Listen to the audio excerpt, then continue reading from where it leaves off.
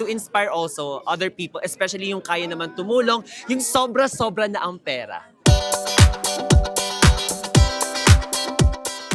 Actually, parang hindi naman talaga, hindi ko in-expect na ganun yung magiging reaction ng mga tao or yung reception ng tao pagdating doon sa ginawa kong initiative. Kasi again naman po, parang hindi din naman magiging possible yun kung hindi din dahil po sa mga taong sumusuporta sa akin. So actually, it's just my initiative to parang somehow relieve yung mga pinapagdaanan ng community, especially po no mga tricycle drivers sa amin sa probinsya namin sa Marinduque. Kaya ayun po, naisip ko lang naman na gawin siya and hopefully po, I just uploaded the video to be honest, to inspire also other people, especially yung kaya naman tumulong, yung sobra-sobra na ang pera, yung mga nasa gobyerno. Yung mga mayayaman po dyan, baka naman tumulong po kayo sa mga tao.